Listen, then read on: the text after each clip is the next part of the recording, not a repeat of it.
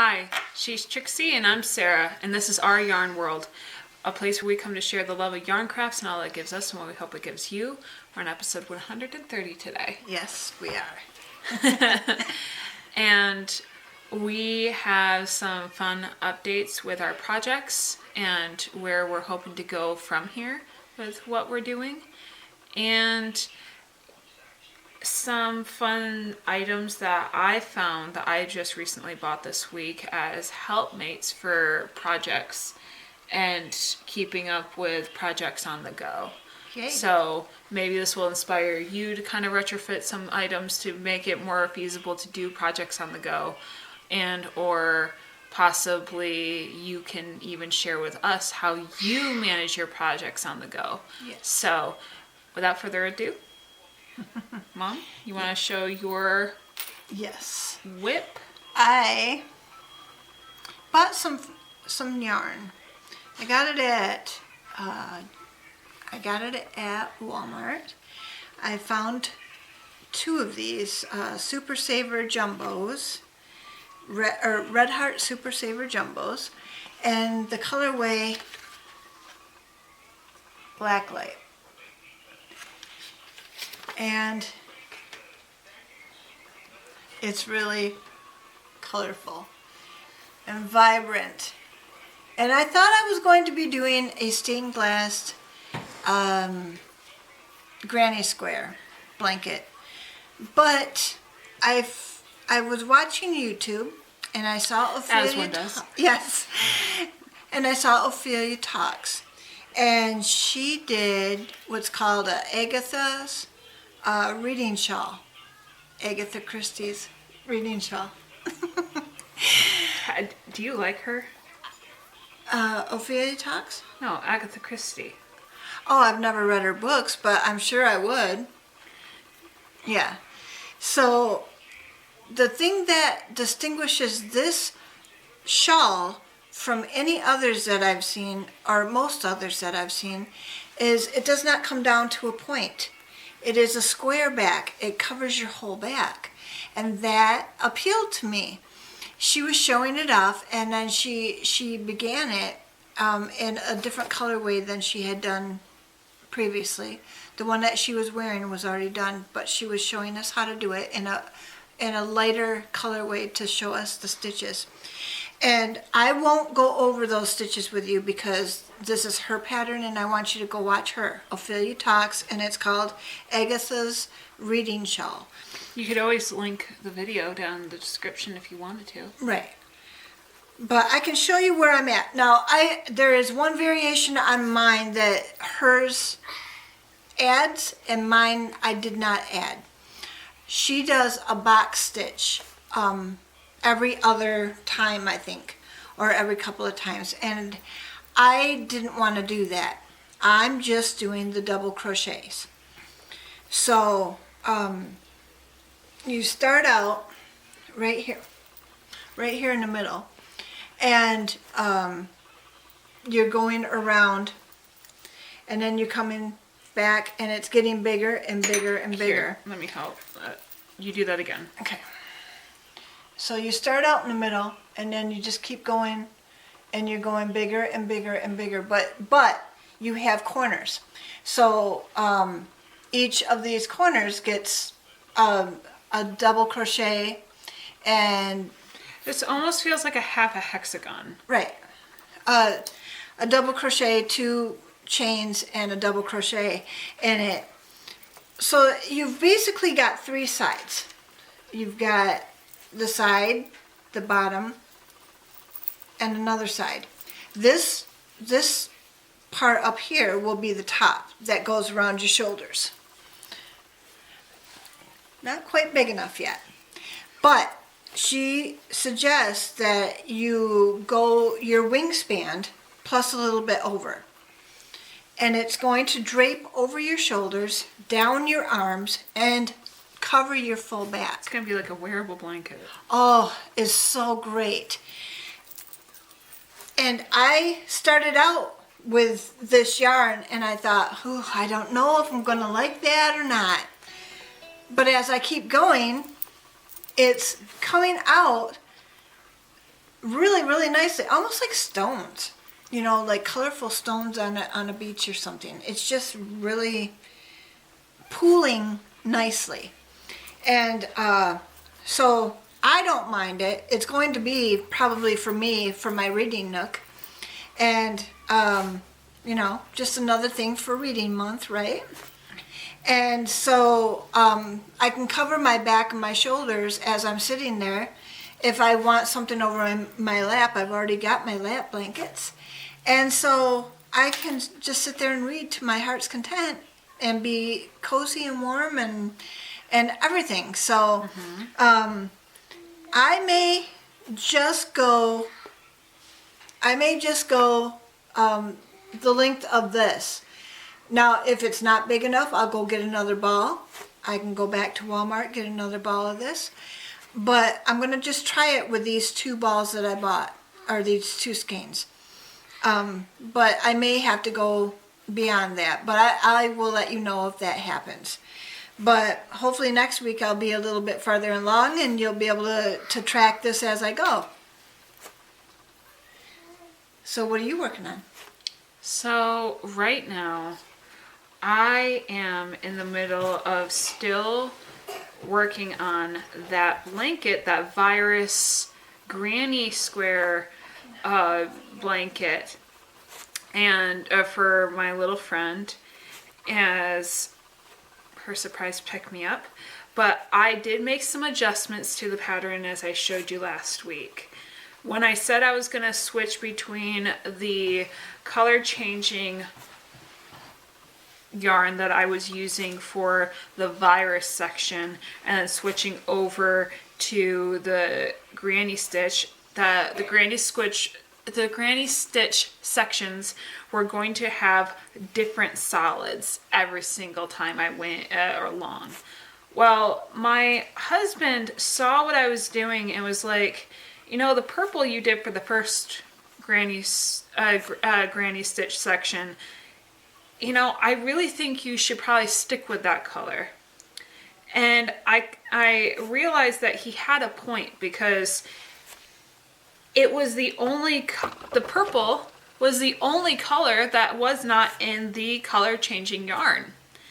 And I realized that it kind of held its own in its position to contrast and kind of let the color changing yarn have its spot in the blanket, but also giving the purple its spot in the blanket, because it was the only color that was not in the other in the color changing yarn. So it kind of gives a very graceful passing off the baton kind of feel for where your eyes want to focus on the blanket. And it's really nice. So I will show this to you now. I'm in the granny stitch section, so it's kind of moving around rather easily. Okay, so this has gotten quite big. I'm probably on one of my last repeats, and by next week I probably will be fully done with it. I probably will be done with it within a couple days. I was hoping to be done with it today, but you know, it wasn't in the cards. We had a bit of a cold front come in. It's snowing again today. And despite all the new grass and plants that were budding, I don't know what's going to happen with this frost and temperature change. But despite all the hard work my hands have had to heal, as my mom can see, I can barely move my hands in some ways because they've dried out so much.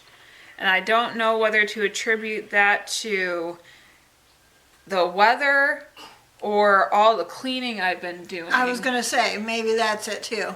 But I did... Or maybe a combination of both. Because the reality is that, as I've been letting you guys know, I'm in the act of cleaning through my house. And I feel like this is a constant conversation between me and you guys.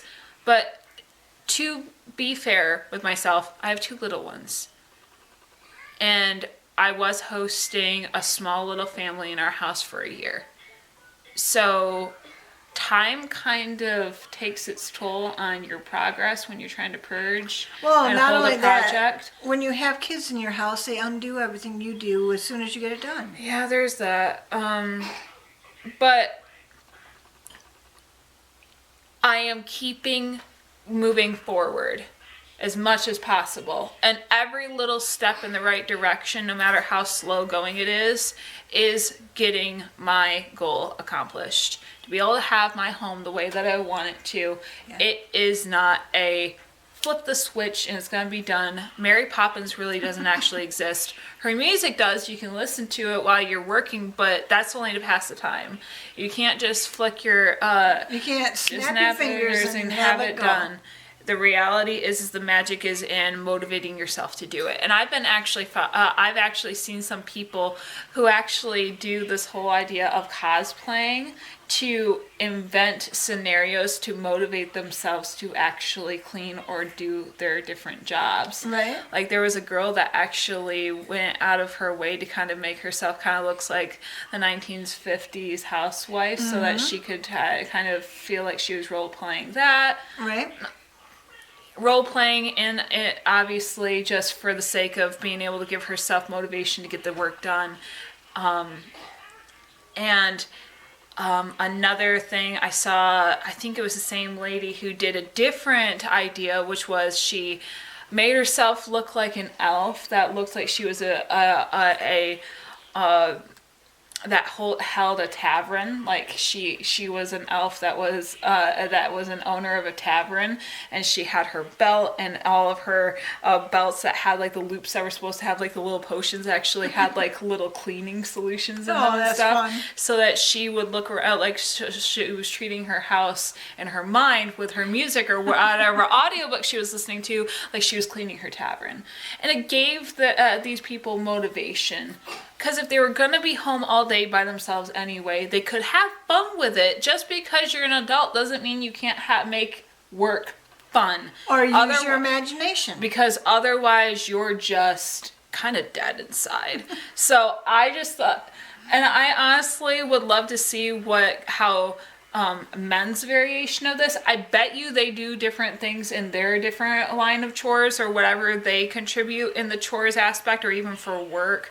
Just like women do in that headspace of like, how do I motivate myself? Right. I can only imagine, because I know that especially I've heard different things as to what authors do to try, like especially authors do to kind of like role play different scenes in their head as to how to make it work. And half the time they have to try to do it themselves in some variation. Like I've seen female authors online when they're writing a fantasy scene where it's like a war scene or where they're kind of climbing the trees and having to hold their dagger in their mouth while they're trying to work across, they actually take the time to go to a playground or a jungle gym and they do that with like a fake sword in their mouth and see if they can really accomplish that, because it's like they want to make this realistic and they don't have that experience, but their character does. So to be able to, and I know I've heard some authors that I love online talk about their experiences where it's like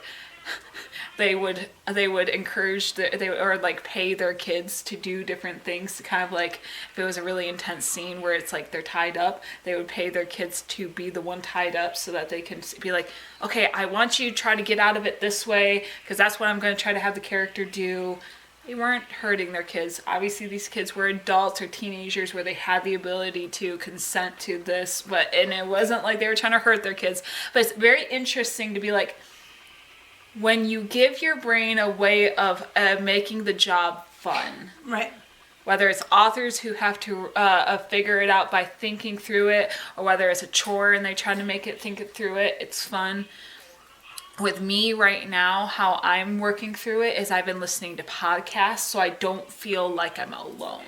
Right. I know that seems kind of silly. You can have your mind on something else while you're doing it. Well, I've been listening to a podcast where it's a group of friends that are talking with each other. So I feel like I get to hear this conversation and I'm not alone, because I know that I have better motivation, especially when you're at my house, to get cleaning done, because I can have conversation and it feels like it's passing the time quicker. Yeah. I enjoy that.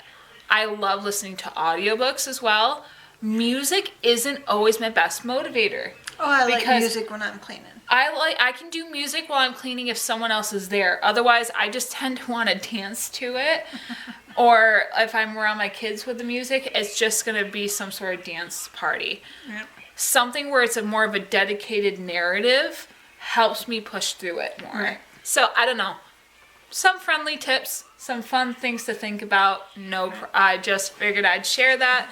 But yes, for my little house working on an update, I'm working through it and I'm really excited. But yes, it kind of has dried out my hands. I went on a tangent. Thank you for following that for me.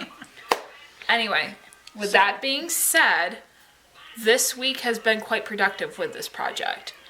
And I'm very proud of that. And I have 3 reasons for that. 1, it has inspired me to kind of splurge on very specific things that might actually help me be more productive in the way that my brain operates in projects. Right. And I've been much more trying to problem solve some of those things that kind of hinder me from getting projects done. Right. I want to keep up my motivation. Right. My motivation sometimes feels stunted, so finding things that help me stay motivated is key. Right. One of them being when I'm constantly getting up and down, I struggle.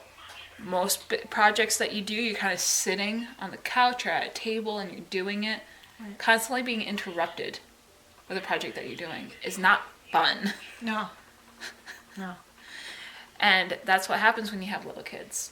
And I thought if there was a way that I could wear my project or have it while I'm standing up, where I'm at the stove or something, it'd be kind of nice to be able to keep going with it, where it's like it's with me but not necessarily on me.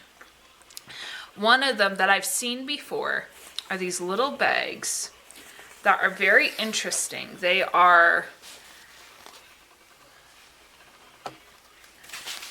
It's a bag where the arm of the bag is actually to hang on your arm with your active string in there. You do have holes that you can thread the string through if you want to, but it holds where it's parallel to your arm. The bag is parallel to your arm and allows you to be working with the working yarn on the arm that it is best fed through. So if you're right-handed, it's going to normally be on your left side. Yep. Or if you're right-handed, if you're a left-handed crocheter or dominant knitter, you would have this on your right arm. Yes. And so it accommodates both with having the punch holes for leading the string through both sides. This front section is actually smaller. This actually holds very specific, so this has smaller, narrower pockets for knitting or crocheting hooks right here. Then there's bigger pockets for bigger supplies. And like I said, it's a nice little pouch that holds quite a bit of yarn, and it kind of has a very nylon-y, plasticky Vinyl. Yeah, vinyl. Thank you. That's what I was looking for. Like a vinyl inside, not the fabric. So if you have a ball, it rolls easier. Yes. Or even if you do have a full skein, it's not going to just be snagging on a material. This should wash easily in a generalized chill cycle in the washer if something were to get on it. And I find that this is a very interesting tool to have because, especially if you're a knitter who likes to knit socks or something, socks are a very easy thing to knit on the go because you're constantly in rounds. Unless you're doing the toe or the heel, it's mostly rounds. Right. So having something like this where you're standing up and you're walking around and you're kind of doing the mindless montage of that project while you're out and about, possibly watching your kids play in the playground, walking your kids to the bus stop, even for someone who's like me and constantly having those sort of small blips of time that could be used for what you're wanting to progress in. Right. You don't want to leave it just on the couch because that's what you were doing, waiting for that timer to go off on my phone to tell me that I have to go pick up my kid, walk up to the bus stop. I can just keep going if the project fits the need. Right. So this bag will help with that. Yeah. So for smaller projects, or even if it is a bigger project, having this just even on my arm when it's on the couch means that the ball's not rolling around on the couch. Yeah. It is still with me. I can place it on whatever arm I want it to so that it's feeding off of the right side that I want it to. It's not rolling around. It's not getting attracted by the cat, because my cat loves playing with my active yarn.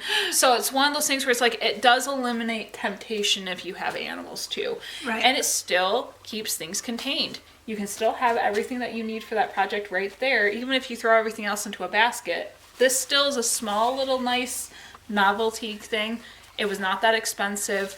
You can literally look up knitting crafting bags. I might even send a link for this from Amazon for my mom for the description.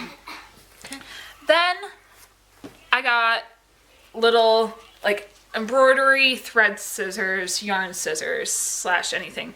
This was a nice little dual pack set that comes in its own little case that that are small. This one's a slightly curved pair, and this one I think is more straight. Yeah, it's more straight.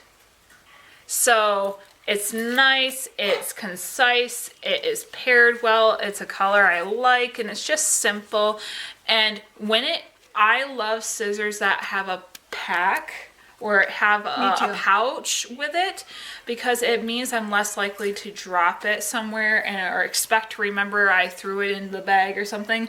If I know that when I take it out of here, the sensation of having to take it out of something, I know that when I snip what I'm doing, I'm going to want to put it back in that spot. Yeah. It's almost like a sensation reminder of, oh, I have to put it back once I take it out. So Yeah. I like that. And also it kind of keeps the sharp edges from poking at your project when you have it in this pouch, when it's in your bag, and it just works. So my last purchase that I would like to share before I share my blanket is this orange bag that I bought. It does come in many different colors, but here's the reason why I bought it.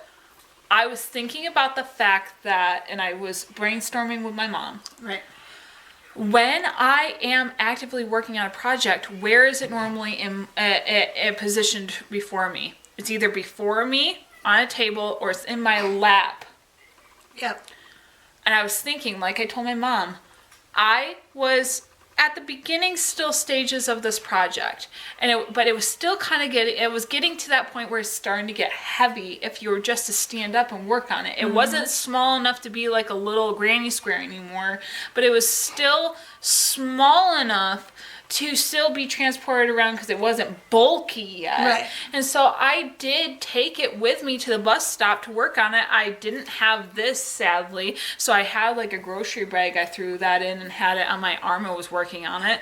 But it was bulky enough where I was scared that I was stretching my stitches. Yeah. So I was trying to contemplate a way where maybe slightly larger projects, before they become too much, could be something that still would be reasonable to work on. Or even if it's like a quick emergency where it's like, oh, the kids are calling me, they're crying in the room, there was a big crash, is there something going on? I don't want to just throw my project to the wind and ruin something. Obviously, that is more worth that than an emergency. But just the fact that kids kind of have a tendency to cry wolf about anything, big or small, I get called up from my spot a lot. Right. So I was thinking, is there a way that I could have it on me reasonably? First thought I saw that there are people who have the cat hoodies. They're practically a big hoodie that has this huge kangaroo pouch in the front of it to hold a small animal, whether it be a cat, a small dog, or any small domestic pet that you have. And it is really nice, but the pouch is quite tall on the chest, because you're kind of wanting to cuddle with this animal, and it allows this animal to be able to stay cuddled with you even if you stand up, move around. It can feel the warmth of you and just kind of enjoy your presence.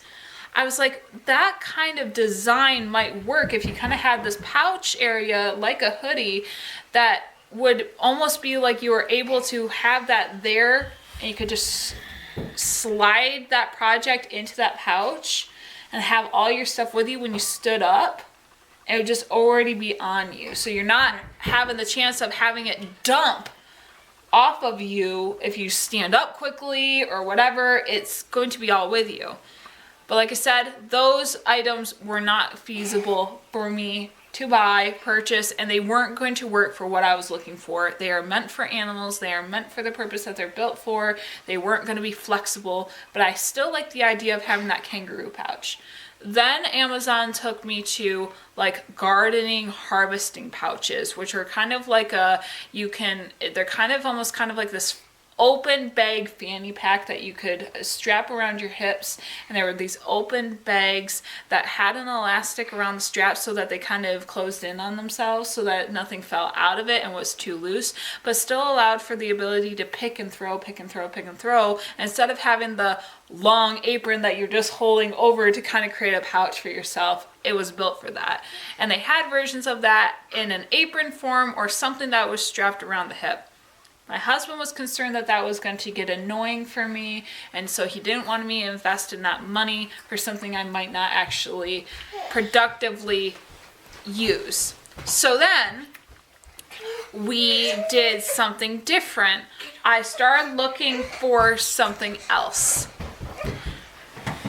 And I thought maybe if I still had the open pouch bag design that had a strap that was flexible enough that it could be almost like a fanny pack, but still be long enough to drape and be like a big sack or satchel crossbody, I could still carry my projects and or wear my project and or rotate my project where the strap could be technically pulled tight around my hip so that the pouch was in front of me if I was doing the project from the bag in front of me, where if I did have to stand up quickly, it would still be right there quickly and I could adjust it to being a bag again. Yes.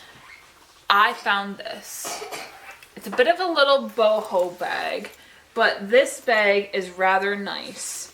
The strap is one of these straps, so it is easily adjustable, and like I said, I could adjust it just to the size of my hip if I wanted to have it that cinched and have it in front of me kind of like a little apron, or it could be a crossbody, or it can be a shoulder bag.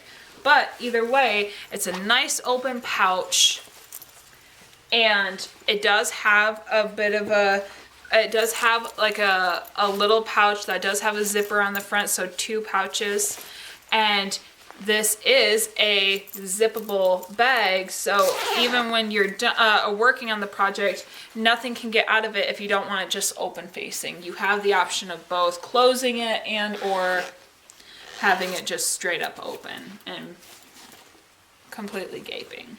So And I like that the zipper goes past the bag, Past so the it's bag, not going to so- snag anything if Yeah. you want to choose to keep it open. Yeah. And it doesn't compromise the space any. Yeah, it's completely open, so you don't have to worry about it. Yeah.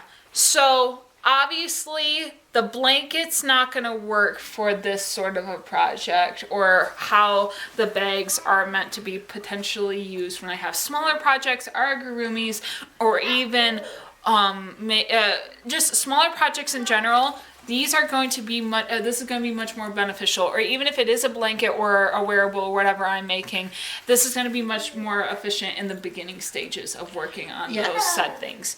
But it doesn't take away the fact that the idea that this will be an adjustable, I can tighten it to it being around my hip where it's almost kind of like a kangaroo pouch where I can throw stuff in there, where I can kind of know that it's not going to fall right off my lap if I have to stand up quickly.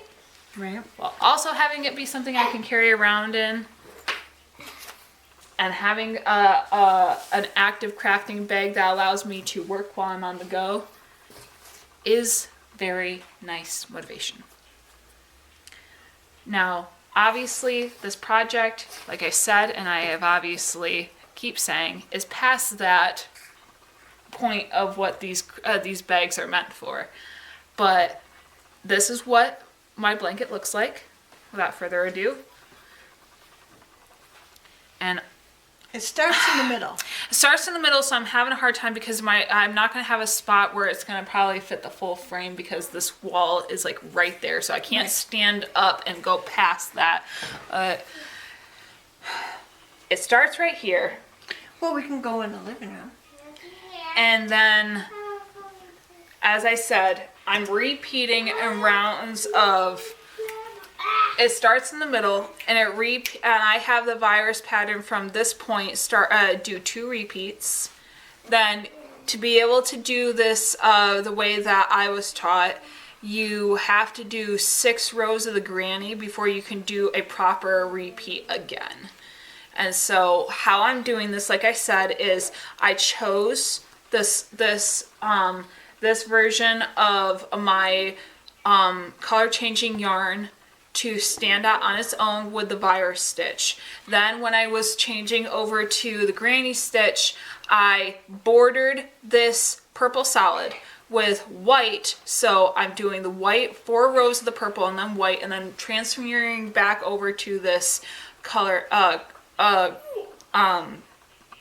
changing yarn back to the granny stitch. And like I said, me and my husband thought that the right creative decision was going to be doing and sticking to the white and the purple for the solids, because those are the only 2 colors that really are not showcased in this rainbow yarn.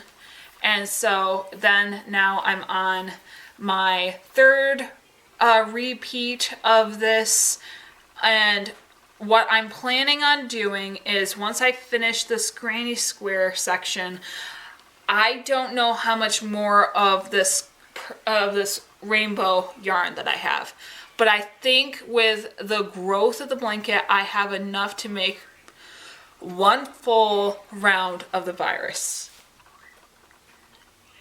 So it might not be 2 like how I've been repeating it, but I should be able to do 1 full solid virus around the edge, and I think I'm gonna call it good. Yeah. I would love to do 2 to make it symmetrical, but I don't want to end on the granny. I already know that. Right. And so I will go where the yarn takes me, and I will try to figure it out from there. But as of right now, I'm hoping not to have to buy any more yarn for this. So with where this yarn is taking me, that's about where I'm at with how I'm expecting this to go. But I think this is turning out really beautiful. It is very beautiful. It might not be my personal colors, but to the kid that it's going to. Oh, she's going to love it. So yeah, it is turning out rather large. That is her rainbow, unicorn, mermaid colors. Yeah, so she loves gemstone colors too, so this is much more pastel than that, but I still feel like this is going to work. And here's the thing, Easter's coming around. Yeah, that's Easter colors too. Yep. I'm hoping to have this done before then. But if I can, I know I'm going to have enough of the purple left because we bought enough. What if I made her a peep pillow? Yeah, oh my gosh, that would be great. Yes. That goes with a blanket. Yeah. And then I can give it to her for Easter. Yeah. Yes. I know it was supposed to be kind of like a / Christmas present / birthday present because her birthday is in April. But you know, I can tell her it's for everything, because technically this yarn was supposed to be an inspiration for her to craft at Christmas time, but I have not seen this child in months, and she used to live with me, right? And I miss her, and so it's one of those things where it's like I decided to just take the initiative and make something for her with yarn I know she was going to appreciate, so that there was no stress on her having to her mom finding time to have her come to me when there's so much going on, so that her and I could craft when time becomes easier and less of a restraint. We can still craft. I have enough yarn that when she comes over, we can still do something. But I knew she was going to like this, and so I just decided to go ahead and make her something, you know, and I still have something special from Christmas that can still be for Christmas. This can be something that crosses over into the Easter theme / birthday gift zone. She's going to love it all. Yep. And I really think that this will help. Yes. Kind of bring a smile to her face and be a comfort for her with all life's craziness that's going on. Because it's just always crazy. Just always seems to be crazy with that little family. And with that little segue, the verse for today is prioritize time over money and stuff. Yep. Since you can't replenish time, you know, once it's gone, it's gone. Yep. You need to prioritize it. Now you can get money again, you know, and you can get stuff again, but time you can never get back. So use it to the best of your ability with the people you love, and do the things that you need to do to, you know, make happy memories. And yeah, just like she's doing for, you know, this little girl, she's gonna make a happy memory with her, and the time that she spends with her is gonna be precious because of it. I was thinking about this, and I've really come to terms with the fact that when we make gifts, homemade gifts, it doesn't matter what it is, but especially things that are sensory, so like blankets. Yeah. Wearables, but specifically I think blankets. They're like, you've mentioned this, they're like little hugs. Yeah. But I realize that they're also a comfort. Yeah. Sometimes comfort is something that has to be felt. And it's not always easy to be felt. Right. When there's so much going on. Right. And sometimes that end of the day, I want to get under my blanket and snuggle down and just decompress. Right. Or even for this child who is still at that age where I'm alone if I throw myself under a blanket mentality. It doesn't matter what's going on around me. As long as I'm under a blanket, I'm good. I'm alone. Yeah. Is one of those things where it's like, I even love the idea that there's holes in this blanket that she can latch her fingers onto and hold it and snuggle with it and grip. Yeah. Like the idea that this is going to be a blanket that's not only heavy, but... Plus, if she gets in there, under it, she Yeah. can see out of it. Yeah, it's just... I really hope that it comes as a comfort, because the time I am spending on this Yes. is comforting me. You've mentioned how blankets only get better as you make them because you can snuggle under them as you're making them. Yes. And Yes. I have only made very few blankets in my time. I have never had very intense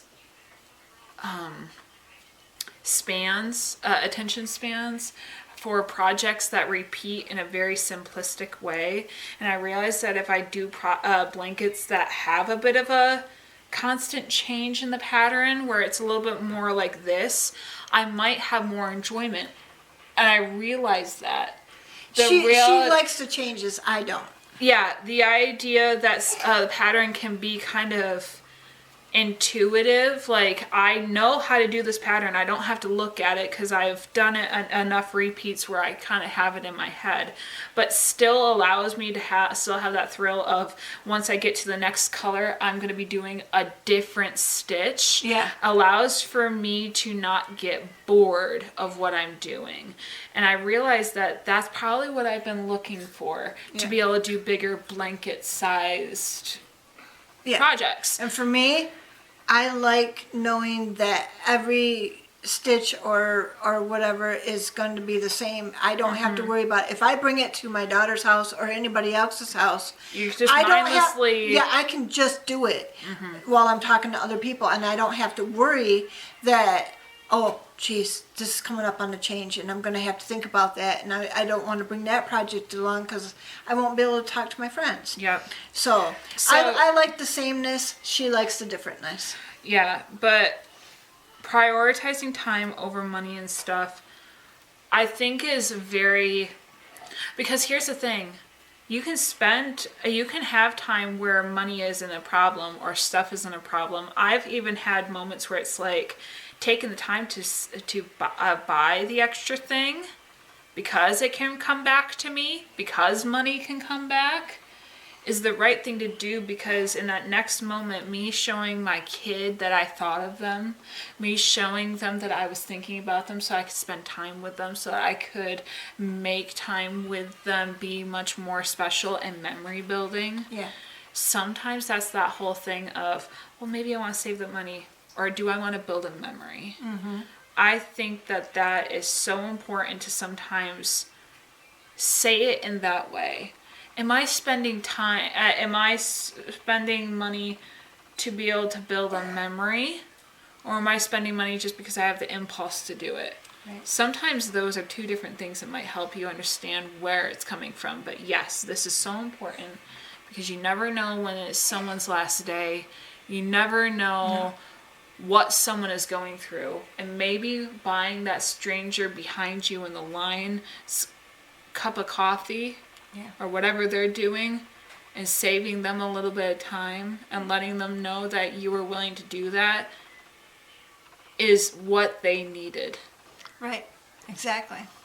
It'll get them out of their bad mood. I still remember I was coming to the church to be able to get ready for my wedding. My maid of honor was with me, and she wanted to stop at McDonald's, so she had some food that she could keep feeding me throughout the whole entire day so I wasn't starving. Like a fry here, a bit of a nugget here, so that I was not depleted by the time we got to the reception. Right. And when I got up to pay, or whether my friend was going to pay or whatever, the people ahead of me had happened to pay. Oh, wow. And that's one of those things where it's like, I don't even know how to explain how that made me feel. That was such interesting timing. And it has made my memory of the wedding day so much better. So, as we draw this video to a close, I am grateful to all of you who've made it to the end of this video. I hope that what we've shared with you might inspire you to push through your project and or inspire you to think outside the box when it comes to how to make your craft much more functional to execute what you're looking to execute for said project, or keep yourself motivated, or even make something for for someone else, or even for yourself, to kind of give that gift a little bit more meaning, because time is so precious and so important. Yes. And any time that you spend prioritizing something that is important to you, like your book reading time, and making it more comfortable, or even thinking of someone else and trying to make their day a little bit better, it is always it is never spent poorly. Right. When you're crafting to make someone else's comfort a reality. Or make it their day. So, as always, we will see you next week. Yes. We are, anything that you are interested about this video will likely be in the description and or shared next week if there's any questions in that you have. Otherwise, we normally wrap up our projects with a list of the supplies that we used and such. But as always, we appreciate you all, and we hope that you stitch your way to mental health.